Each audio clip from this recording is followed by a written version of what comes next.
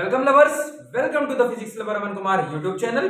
Physics की दुनिया में आप सभी लोगों का स्वागत है। आज की वीडियो इलेक्ट्रोस्टैटिक नाम के चैप्टर का लेक्चर नंबर 3 है। लेक्चर नंबर 1 हम कर चुके हैं। लेक्चर नंबर 2 में हमने कूलॉम्स के नियम देखा था। आज लेक्चर नंबर 3 में हम क्या देखने वाले हैं, इलेक्ट्रिक फील्ड के बारे में डिस्कस करेंगे, यानी विद्युत क्षेत्र के बारे में हम डिस्कस कर रहे होंगे। और इंटेंसिटी ऑफ इलेक्ट्रिक फील्ड यानी विद्युत क्षेत्र की तीव्रता के बारे में भी डिस्कस करेंगे।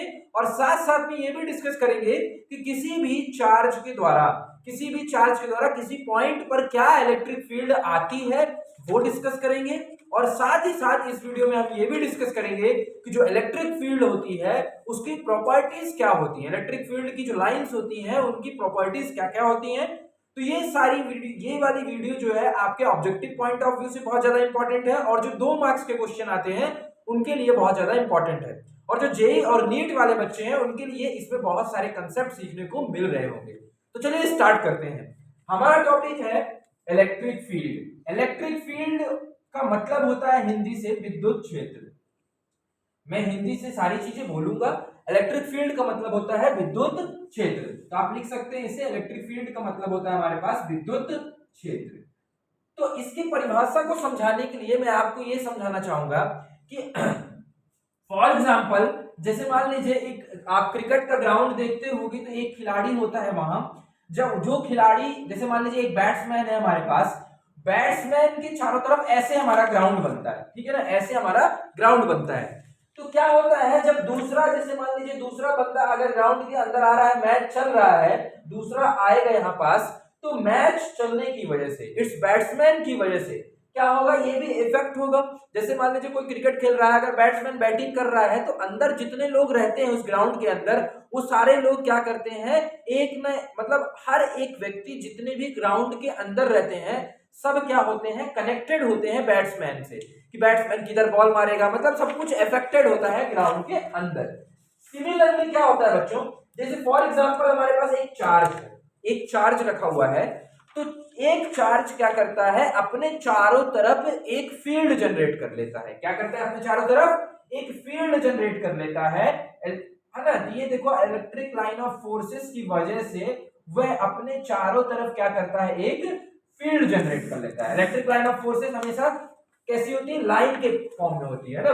तो एक चार्ज जो होता है वो अपने चारों तरफ एक electric line of field generate कर लेता है। अब उस फील्ड के अंदर यदि कोई दूसरा चार्ज आता है तो उसे एक बल का अनुभव होता है। देखो जैसे मान लो क्या हुआ, ये वाला हमारे पास चार्ज था, मान लो पॉजिटिव चार्ज है तो पॉजिटिव चार्ज अपने चारों तरफ एक फील्ड जनरेट कर लिया। अब जब कोई दूसरा चार्ज आएगा, फॉर एग्जांपल यहाँ पे -q चार्ज आया, तो यहाँ पे दूसरा चार्ज जब इस फील्ड के अंदर आएगा तो उसे एक फोर्स का अनुभव होगा। जो कौन सा फोर्स होगा, अट्रैक्शन होगा कि रिपल्शन होगा बच्चों। तो दोनों का सिंबल अलग अलग है, दोनों का सिंबल अलग अलग है, इसका मतलब इन दोनों के बीच में क्या होगा, आकर्षण यानी अट्रैक्शन होगा। तो इस फोर्स पर एक बल का अनुभव होगा। मान लो ये वाला फोर्स यहां पर रखा हुआ, ये वाला फोर्स यहां पर था Q1 फोर्स, इसको Q2 बोल दिया। तो Q1 वाले फोर्स में इस Q के कारण लगेगा अट्रैक्शन फोर्स, लेकिन Q2 में फोर्स नहीं लगेगा, यहाँ पे F0 होगा। क्यों, क्योंकि वो जो फोर्स है हमारे पास, क्योंकि हमारे पास जो दूसरा नंबर वाला चार्ज है Q2 चार्ज है, वो इसकी फील्ड जो बनी है, जो इस वाले चार्ज का क्षेत्र था उस क्षेत्र के बाहर रखा हुआ है। यानी कि इलेक्ट्रिक फील्ड क्या होता है, विद्युत क्षेत्र क्या होता है, विद्युत क्षेत्र वह होता है जहां पर यदि दूसरा कोई चार्ज आए और उसमें अट्रैक्शन या रिपल्शन, आकर्षण या विकर्षण का बल का अनुभव हो, उस क्षेत्र को अपन बोलते हैं विद्युत क्षेत्र। तो विद्युत क्षेत्र की परिभाषा इलेक्ट्रिक फील्ड की हम क्या लिख सकते हैं कि द रीजन अराउंड, इसे अपन ऐसे लिख सकते हैं, the region around any charge, the region around any charge up to which another charge experienced a force is called electric field। मतलब कि हम बोल सकते हैं कि एक आवेश के चारों तरफ का वह क्षेत्र जहां पर दूसरा आवेश जब आता है तो उसे बल का अनुभव होता है, उसी क्षेत्र को अपन क्या बोलते हैं, इलेक्ट्रिक फील्ड बोलते हैं। तो वो फील्ड, जिस फील्ड तक दूसरा जब कोई चार्ज आए और उसे फोर्स का अनुभव हो, तो उस फील्ड को अपन बोलते हैं इलेक्ट्रिक फील्ड। समझ में आ गया बात? समझ में आएगी होगी आपको मेरे हिसाब से कि इस वाले चार्ज पर फोर्स नहीं लगेगा क्योंकि वो इलेक्ट्रिक फील्ड के बाहर रखा हुआ है। तो जो इलेक्ट्रिक फील्ड के अंदर दूसरा कोई चार्ज आएगा तो इस चार्ज के कारण क्या होगा, या तो अट्रैक्शन लगेगा या तो रिपल्शन लगेगा। ये हुआ हमारा इलेक्ट्रिक फील्ड। आई होप आप लोग लिख लिए होंगे। चलिए आप बात करते हैं intensity of electric field. Intensity का मतलब होता है हमारे पास विद्युत क्षेत्र की तीव्रता, ठीक है ना। इंटेंसिटी ऑफ इलेक्ट्रिक फील्ड का हेडिंग डाल सकते हैं आप लोग। इसकी डेफिनेशन भी पूछी जाती है आपसे 1 नंबर 2 नंबर में, इंटेंसिटी ऑफ इलेक्ट्रिक फील्ड यानी कि विद्युत क्षेत्र की तीव्रता। इसको हिंदी से बोलते हैं बच्चों विद्युत क्षेत्र की, है ना, तीव्रता, विद्युत क्षेत्र की तीव्रता। तो अब विद्युत क्षेत्र की अगर हम तीव्रता की बात करेंगे तो इसका एक फॉर्मूला आपको याद रखना है, E बराबर होता है F/Q। क्या होता है, बहुत जल्दी याद कर लो क्योंकि ये आगे के लेक्चर्स में काम आएगा, फिर बार बार यूज आएगा। तो E बराबर हमारे पास क्या होता है बच्चों, F/Q। इलेक्ट्रिक फील्ड बराबर F/Q होता है। F होता है बच्चों फोर्स और Q होता है हमारे पास चार्ज। तो फोर्स की एसआई यूनिट आपके पास क्या होती है बच्चों, न्यूटन, और चार्ज की होती है आपके पास कूलॉम्ब। तो अगर आपसे इलेक्ट्रिक फील्ड की पूछेगा तो आप बता दोगे न्यूटन पर कूलॉम्ब। क्या हो जाएगी हमारे पास, न्यूटन पर कूलॉम्ब। तो इसकी एसआई यूनिट भी याद रखना है आपको। इंटेंसिटी ऑफ इलेक्ट्रिक फील्ड, विद्युत क्षेत्र की तीव्रता, E बराबर F/Q होता है। इसकी एसआई यूनिट जो होती है हमारे पास क्या होती है, न्यूटन पर कूलॉम्ब होती है। अगर इसकी हम डेफिनेशन लिखें तो इसकी डेफिनेशन लिखने के लिए हमें करना क्या है बच्चों, आप 10th क्लास में सीखे होंगे, जब भी हमें डेफिनेशन लिखनी होती है किसी भी फॉर्मूले से देख करके तो अपन इसकी डेफिनेशन Q को 1 मान लेते हैं। जब हम Q को 1 मान लेंगे तो E बराबर क्या हो जाएगा, F हो जाएगा। और Q बराबर 1, Q बराबर +1 हमारे पास कब होता है, जब वह कौन सा चार्ज हो, यूनिट चार्ज हो। क्या चार्ज, कौन सा चार्ज हो, यूनिट चार्ज या test charge, sorry test charge बोलते हैं इसे, है ना। क्या बोलते हैं बच्चों, टेस्ट चार्ज बोलते हैं। तो इसको हम अगर इसकी परिभाषा लिखेंगे तो हम इसकी परिभाषा क्या लिख सकते हैं कि force at per unit charge, force at per unit test charge. Force experience लिखो चाहे तो बढ़िया अच्छे से, थोड़ा सा force experienced by per unit test charge is called intensity of electric field, है ना। ये मैं शॉर्ट फॉर्म में लिख दिया, आप पूरा लिख लीजिएगा इंटेंसिटी ऑफ इलेक्ट्रिक फील्ड। हालांकि ये शॉर्ट फॉर्म होता नहीं, बना दिया, है ना। तो क्या हमने सीखा, इंटेंसिटी ऑफ इलेक्ट्रिक फील्ड यानी विद्युत क्षेत्र की तीव्रता का क्या वैल्यू होती है, F/Q होता है। और इसका मतलब क्या होता है कि जो बल यूनिट चार्ज यानी कि हमारे पास जब टेस्ट चार्ज होता है, टेस्ट चार्ज होता है तो टेस्ट चार्ज, यूनिट लिखो या ना लिखो बात बराबर है कि टेस्ट चार्ज का मतलब ही यूनिट होता है, +1 होता है। तो जो हमारे पास 1 कूलॉम्ब के द्वारा जो फोर्स का अनुभव किया जाएगा तो उसी को बोलते हैं इंटेंस विद्युत क्षेत्र की तीव्रता। तो विद्युत क्षेत्र की तीव्रता को हिंदी से हम क्या ले सकते हैं कि 1 कूलॉम्ब आवेश के द्वारा जितने बल का अनुभव किया जाता है उस बल को हम बोलते हैं विद्युत क्षेत्र की तीव्रता।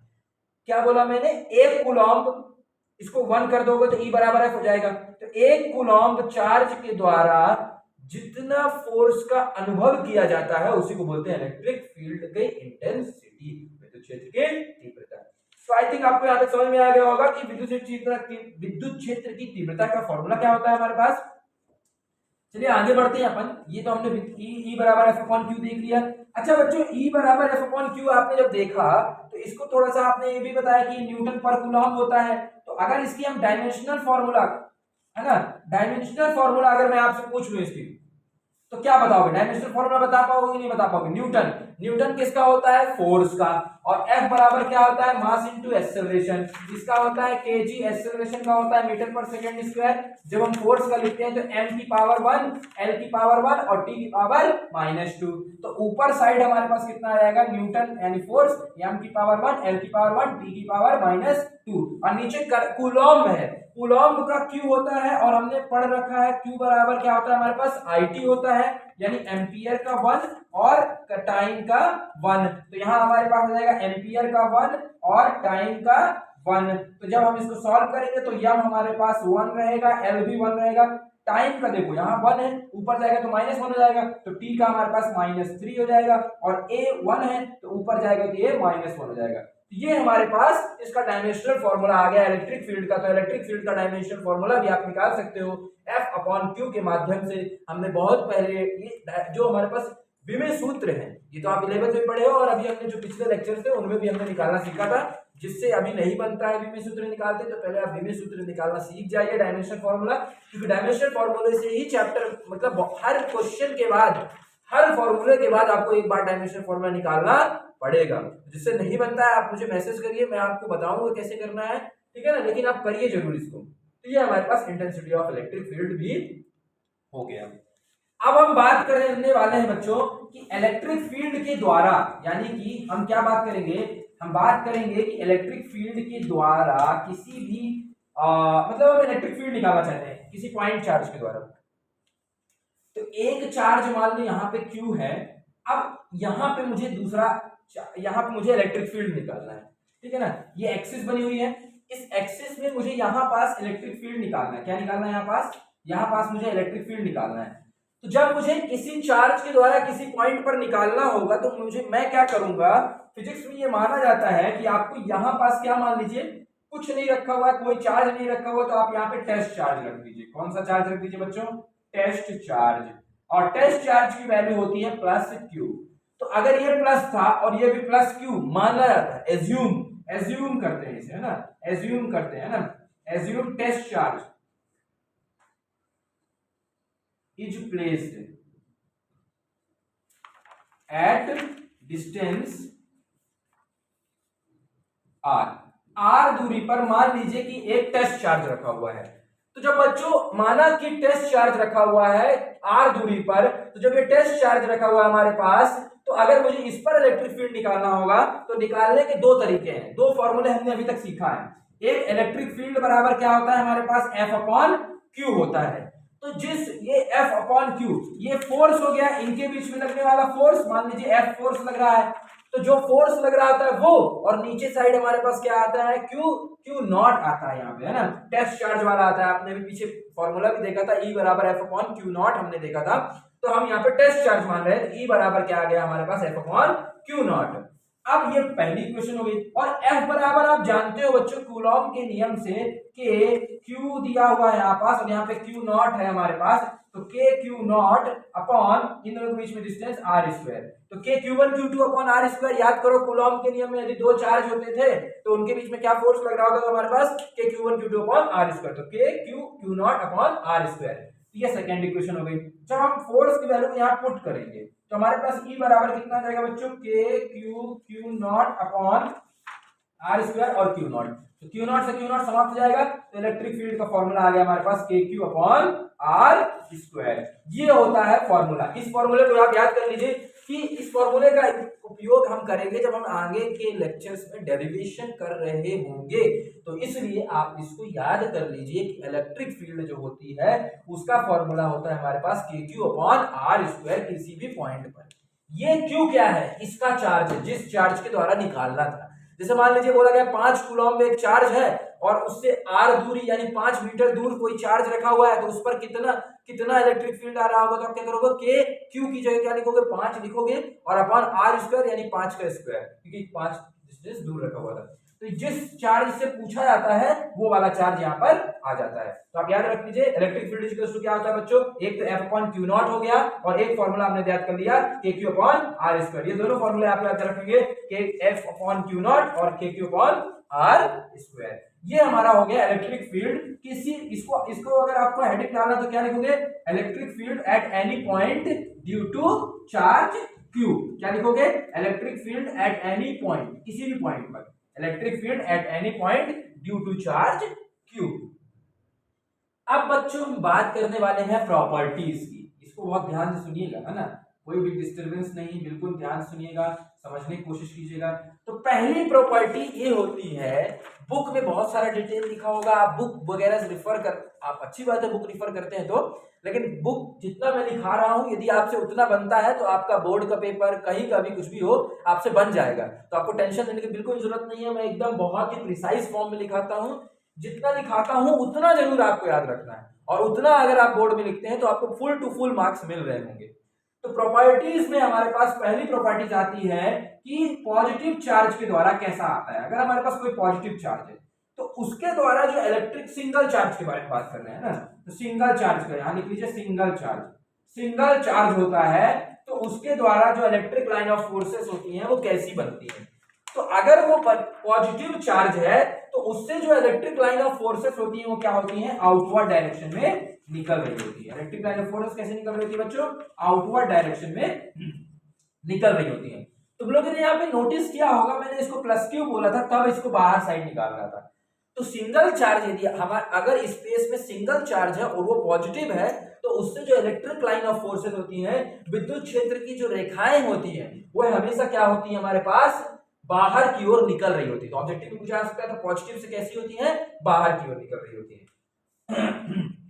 और यहीं पर यदि मान लीजिए नेगेटिव आ जाता तो नेगेटिव से क्या होता है बच्चों, नेगेटिव पर आ रही होती है। ठीक है, ध्यान रखोगे ये चीज, बात को भूलना मत बिल्कुल भी, पॉजिटिव से निकल रही होती है और नेगेटिव पर आ रही होती है। तो ये पॉइंट हमारे पास सिंगल चार्ज के लिए हो गया कि जब स्पेस में केवल एक ही चार्ज था तो क्या होता है। फिर दूसरा पॉइंट आप लिख सकते हैं, दूसरा पॉइंट लिख सकते हैं कि किसी भी इलेक्ट्रिक लाइन ऑफ फोर्स में जो टेंजेंट होती है वो क्या बताती है, tangent at any electric line of force, जो टेंजेंट होती है इलेक्ट्रिक लाइन ऑफ फोर्स में गिव्स, बताऊंगा हिंदी से भी टेंशन मत लो, gives direction of resultant electric field. कहने का मतलब यह है बच्चों कि जो टेंजेंट होती है इलेक्ट्रिक लाइन ऑफ फोर्स में, जैसे मान लीजिए ये हमारे पास इलेक्ट्रिक लाइन ऑफ फोर्स है तो इसमें जो यहां पर टेंजेंट है, टेंजेंट का मतलब जानते हो ना, परपेंडिकुलर जो बनती है हमारे पास सरफेस के, लाइन जो बनती है ना, ये जो हमारे पास टेंजेंट होती है वो क्या बताती है, हमारे पास किसकी डायरेक्शन बताती है, इलेक्ट्रिक फील्ड, ई नेट। मतलब कि ई नेट अभी जान लोगे, ई नेट का मतलब क्या होता है, टोटल इलेक्ट्रिक फील्ड की दिशा बताती है। क्या बोला मैंने, किसी भी इलेक्ट्रिक लाइन ऑफ फोर्सेस में जो टेंजेंट होती है, यानी कि जो टेंजेंट हमारे पास बन रही होती है सरफेस पर, इस पॉइंट पर जो टेंजेंट बनाई जा रही है, टेंजेंट हमेशा क्या बताती है, टेंजेंट हमेशा ये बताती है कि जो इलेक्ट्रिक लाइन ऑफ फोर्सेस थी उसकी रिजल्टेंट की डायरेक्शन, यानी कि मान लो कि इलेक्ट्रिक लाइन ऑफ फोर्सेस इधर भी जा रही है, इधर भी जा रही है, इधर भी जा रही है, तो इन तीनों का रिजल्टेंट मान लो इधर आ रहा है तो रिजल्टेंट को दर्शाते हैं। रिजल्टेंट वेक्टर में आप पढ़े होंगे, दो वेक्टर मान लीजिए, एक वेक्टर ऐसे जा रहा है, एक वेक्टर ऐसे जा रहा है, E1 वेक्टर हो गया, E2 वेक्टर हो गया, तो इनका रिजल्टेंट होता था हमारे पास ये।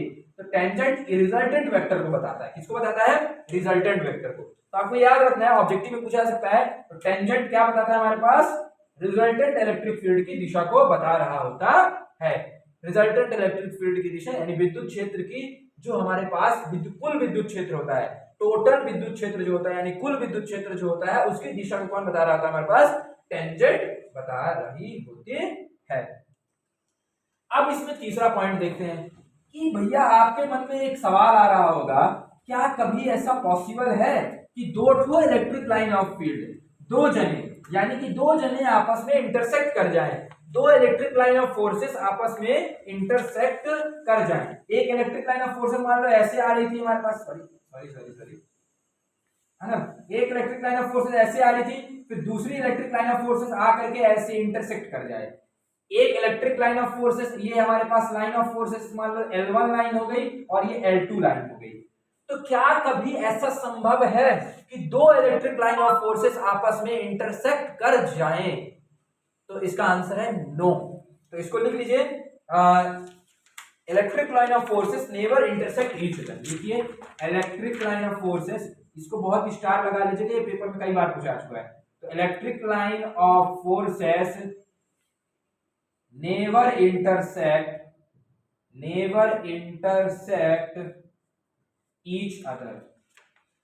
क्या बोला मैंने कि जो इलेक्ट्रिक लाइन ऑफ फोर्सेस होती हैं वो एक दूसरे को कभी भी विभाजित नहीं करती हैं, कभी भी इंटरसेक्ट नहीं करती हैं। तो याद रखेंगे आप लोग कि जो विद्युत क्षेत्र की रेखाएं होती हैं, विद्युत इलेक्ट्रिक लाइन ऑफ फोर्सेस यानी विद्युत फोर्स जो होता है, विद्युत बल की जो रेखाएं होती हैं वो एक दूसरे को कभी भी इंटरसेक्ट नहीं करती हैं।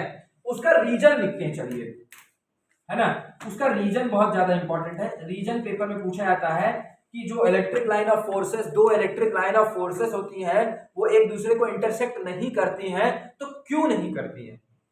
तो भैया थोड़ा सा आप दिमाग लगाइए कि अभी आपको थोड़ी देर पहले बताया था कि इस जो इलेक्ट्रिक लाइन ऑफ फोर्सेस है उस पे जो किसी भी पॉइंट पर जब हम टेंजेंट बनाते हैं तो टेंजेंट क्या बताता है हमें?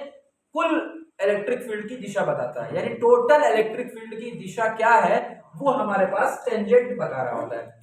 तो अगर मान लीजिए यहाँ पे इंटरसेक्ट कर गए, यहाँ पे इंटरसेक्ट कर गया, यानी कि एक ये लाइन थी और एक ये लाइन थी, तो इस वाली लाइन L2 लाइन के लिए हमारे पास टेंजेंट ये वाली बन गई।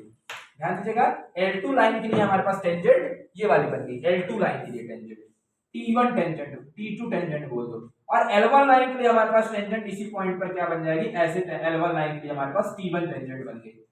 तो तुम्हें ये समझ में आ रहा होगा, ध्यान से देखो कि इस पॉइंट पर देखो, जब ये इंटरसेक्ट कर गया है, जब ये दोनों लाइन L1 और L2 एक दूसरे को इंटरसेक्ट कर रही थी, तो उस पॉइंट पर, उस जैसे मान लेते ए पॉइंट पर इंटरसेक्ट कर रही थी, तो ए पॉइंट पर देखो दो टेंजेंट बन गई। कौन कौन सी? T1 और T2 टेंजेंट बन गई। अब अगर किसी पॉइंट पर दो टेंजेंट बन जाएंगी, हमारे पास टेंजेंट की जो डायरेक्शन होती है वो इलेक्ट्रिक फील्ड की दिशा बताती है, टोटल इलेक्ट्रिक फील्ड की। तो अगर दो टेंजेंट बन गई हैं, इसका मतलब जो कुल इलेक्ट्रिक फील्ड है उसकी दो दिशाएं हो गई हैं। तो ये पॉसिबल नहीं है, क्योंकि इलेक्ट्रिक फील्ड जो होती है, वो इलेक्ट्रिक फील्ड जो होता है हमारे पास, वो एक वेक्टर क्वांटिटी होता है। क्या होता है हमारे पास? ये एक वेक्टर क्वांटिटी होता है। कौन सा क्वांटिटी होता है? वेक्टर क्वांटिटी होता है। और इसकी एक ही दिशा हो सकती है। अगर हम कुल इलेक्ट्रिक फील्ड निकालें, यदि हम टोटल इलेक्ट्रिक फील्ड निकालें, विद्युत क्षेत्र, कुल विद्युत क्षेत्र निकालते हैं, तो उसकी एक ही दिशा आएगी। मान लो बहुत सारे इधर भी इलेक्ट्रिक फील्ड लग रहा था, इधर भी इलेक्ट्रिक फील्ड लग रहा था, ऊपर भी इलेक्ट्रिक फील्ड लग रहा था, नीचे भी। तो जो टोटल आता है, जब हम वेक्टर समीशन करते हैं, टोटल करते हैं, तो वो टोटल एक ही दिशा में दर्शा रहे होते हैं ना। वेक्टर देखो, एक ये वाला था, एक ये वाला था, जब हमने टोटल किया तो एक ही आया ना। तो क्या कभी ऐसा संभव है कि E1 इधर है, E2 इधर है, तो मान लो E नेट हमारे पास दो ठो E नेट आ जाए, एक E नेट ये आ गया, एक E नेट ये आ गया? ये कभी भी संभव नहीं है। क्या कभी संभव है? 2 और +3 करते हैं तो 5 आ रहा है। क्या कभी संभव है कि 2 + 3 5 के अलावा भी कुछ और आ जाए? 2 + 3 तो हमेशा 5 ही आएगा, 5 के अलावा भी कुछ और आ सकता है क्या? नहीं आ सकता। इसका मतलब क्या हुआ कि जो electric line, total electric field है, उसकी जो दिशा होगी वो केवल एक ही दिशा होती है।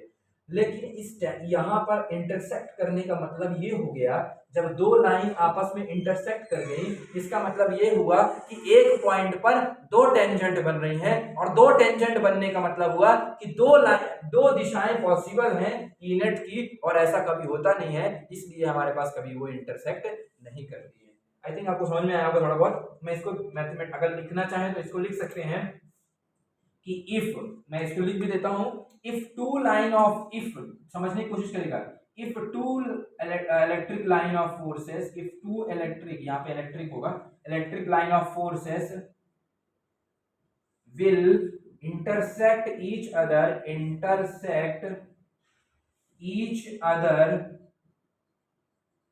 it means two tangents are possible, two tangents are possible in different direction, है ना। it denotes it denotes total electric field, resultant electric field, तो resultant है ना, it denotes resultant electric field, it denotes resultant electric field has two direction, कितनी direction possible हो गई? Two direction, that is not possible, that is not possible. तो आपने I think आपको समझ में आ ही गया होगा, बहुत आसान था, आसान भाषा में समझाने की कोशिश किया हूं कि जब दोनों इंटरसेक्ट करती हैं दो लाइन, तो इसका मतलब क्या हुआ? इंटरसेक्ट करने का मतलब हुआ दो टेंजेंट बन गई। कितनी टेंजेंट बन गई बच्चों?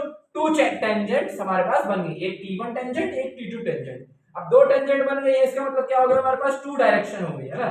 कितनी जो रिजल्टेंट इलेक्ट्रिक फील्ड है हमारे पास, रिजल्टेंट इलेक्ट्रिक फील्ड है, उसकी कितनी दिशाएं बन गई? दो दिशाएं बन गई, और दो दिशाएं पॉसिबल नहीं है। इसीलिए इलेक्ट्रिक लाइन ऑफ फोर्सेस क्या होता है? एक दूसरे को कभी भी इंटरसेक्ट नहीं करते हैं। ये हम सिंगल चार्ज के बारे में देख लिए। अब आप बात करते हैं हमारे पास, जैसे मान लीजिए दो चार्ज रखे हुए, स्पेस में कितने चार्ज रखे हुए बच्चों? दो चार्ज रखे हुए हमारे पास, है ना। तो स्पेस में यदि बच्चों दो चार्ज रखे हुए हैं, एक हमारे पास मान लो कि पॉजिटिव है ना, एक हमारे पास पॉजिटिव है और एक हमारे पास नेगेटिव है। जब हमारे पास दो चार्ज है, एक पॉजिटिव है और एक क्या है हमारे पास? नेगेटिव है, तो जब कभी भी हमारे पास दो चार्ज होते हैं तो पॉजिटिव से हमेशा क्या होता है? रे ऑफ लाइट्स क्या होती है? हमेशा निकलती है। तो ये देखो निकल रही है, पॉजिटिव से क्या होता है? हमेशा रे ऑफ लाइट निकल रही होती है, और नेगेटिव वाले में क्या होता है? हमेशा आ रही होती है। तो पॉजिटिव से हमारे पास देखो निकल रही है, और नेगेटिव वाले के पास क्या होता है? आ रही होती है। तो दूसरी अगर हम बात करें, यहाँ से पॉजिटिव से निकली, नेगेटिव पे आई, पॉजिटिव से निकली, नेगेटिव पे आई, ये पॉजिटिव से निकली, नेगेटिव पे आई, पॉजिटिव से निकली और नेगेटिव पे आई। तो पॉजिटिव से निकलती है और नेगेटिव से आ रही होती है। जैसे मान लो कि हमारे पास कुल जो इलेक्ट्रिक लाइन ऑफ फील्ड था हमारे पास, इतना फील्ड बना हुआ था, इन चार्जों के कारण जो फील्ड बना हुआ था ये बना हुआ था। कुछ मान लो, कुछ हमारे पास मान लो इलेक्ट्रिक लाइन ऑफ फोर्सेस जो हुई वो ऐसे आई, यहां तक बाहर निकल गई। अब अगर बाहर निकल गई है, जैसे मान लो इलेक्ट्रिक लाइन ऑफ फोर्स यहाँ पे बाहर निकल गई है ना, तो बाहर निकल गई तो इन्हें फोर्स का अनुभव तो होगा नहीं, तो यहाँ बाहर निकल गई तो ये मिलती हुई यहाँ वापस नहीं आएंगी। हम दिखा देंगे कि यहाँ वापस आ रही हैं, लेकिन ये जो होगा ये बाहर ये मिलती हुई नहीं आएंगी। सिमिलरली यहाँ पास हमारे पास कुछ बाहर निकल गई तो यहाँ आती हुई दिखा देंगे कि जो जितनी बाहर निकलती उतनी आती हैं, बट क्या होगा कि ये मिल करके वापस नहीं आ रही होंगी, मिल करके ऐसे नहीं जाएंगी। क्यों? क्योंकि यहाँ हमारे पास बाहर क्या है? इलेक्ट्रिक फील्ड बाहर क्या है हमारे पास? इलेक्ट्रिक फील्ड के बाहर चला गया है। तो कुछ हमारे पास ऐसी भी बनती है, यहाँ पे हमारे पास ऐसी बनेगी, और इसमें आती हुई ऐसी बाहर से बन जाएगी। तो ये हमारा कंसेप्ट क्या था? जब हमारे पास दो चार्ज थे, पॉजिटिव थे और नेगेटिव था, तो पॉजिटिव से निकलती है, नेगेटिव पर आती है, पॉजिटिव से निकलती है और नेगेटिव पर आती है। ध्यान देना, जितनी पॉजिटिव से निकलती है उतनी नेगेटिव पर आती भी है ना। जैसे 3 निकली है तो 3 आएंगी भी, है ना। कुछ बाहर चली जाती है तो इधर से बाहर से आती हुई आएंगी, है ना। तो ये हुआ हमारे पास डबल चार्ज सिस्टम का। और एक पॉइंट और होता है जो कि बहुत ज्यादा इंपॉर्टेंट है, कि इसमें लिखेंगे आप लोग कि जो इलेक्ट्रिक लाइन ऑफ फोर्सेस होती हैं, यानी विद्युत क्षेत्र की जो रेखाएं होती है, विद्युत क्षेत्र बल की, तो इलेक्ट्रिक लाइन ऑफ फोर्सेस जो होती है हमारे पास, electric line of forces never circular, कभी भी वो सर्कुलर नहीं होती है। सर्कुलर होने का मतलब क्या होता है कि ऐसे यहां से पॉजिटिव वाले से निकली और पॉजिटिव वाले के पास ऐसे आ गई, ऐसे कभी नहीं होती है ना, क्योंकि ऐसे निकली और ऐसे आ गई। देखो, केवल जाने की दिशा है इसकी, और फिर आने का हमारे पास नहीं है। जाने की दिशा है और यहाँ पे आने का, फिर यहाँ से जाने का, फिर यहाँ से केवल और केवल जाने की दिशा है ना। पॉजिटिव से केवल और केवल निकलती हैं, ऐसा नहीं होता है। हमने सीखा ना, पॉजिटिव से निकलती है, नेगेटिव पर जाती है। तो ऐसा कभी नहीं होगा। कभी ऐसा होगा क्या? पॉजिटिव से निकले और फिर पॉजिटिव पे ही आ जाए, मतलब सर्कुलर लूप बना दे, तो ऐसा कभी भी पॉसिबल नहीं होता है। तो इस चीज को याद रखना, इलेक्ट्रिक फील्ड की जो लाइंस होती हैं वो कभी भी सर्कुलर लूप नहीं बनाती हैं, लेकिन जो मैग्नेटिक फील्ड की लाइन होती है, जो आगे पढ़ेंगे चैप्टर्स में, वो हमेशा सर्कुलर लूप बनाती है। तो इलेक्ट्रिक फील्ड की जो लाइंस होती है वो सर्कुलर लूप नहीं बनाती है। तो आई होप आप सबको ये सारी बातें समझ में आई होंगी। इस लेक्चर में मैंने सारी चीजें इलेक्ट्रिक फील्ड से रिलेटेड कवर करने की कोशिश करी है। आई थिंक आपको समझ में आया होगा सब कुछ चीजें। अगर कुछ भी चीज समझ में नहीं आया है, आप मुझसे पूछ सकते हैं, मैसेज कर सकते हैं, और मैं आपको बता दूंगा। आई होप आप पढ़ रहे होंगे। मैं उम्मीद करता हूँ कि आपने पिछले लेक्चर्स किए होंगे, और ये लेक्चर करके अगले लेक्चर्स जो आने वाले हैं हमारे इलेक्ट्रोस्टैटिक्स के, उन्हें भी बहुत ध्यान से करेंगे। तो आप इसे करिए।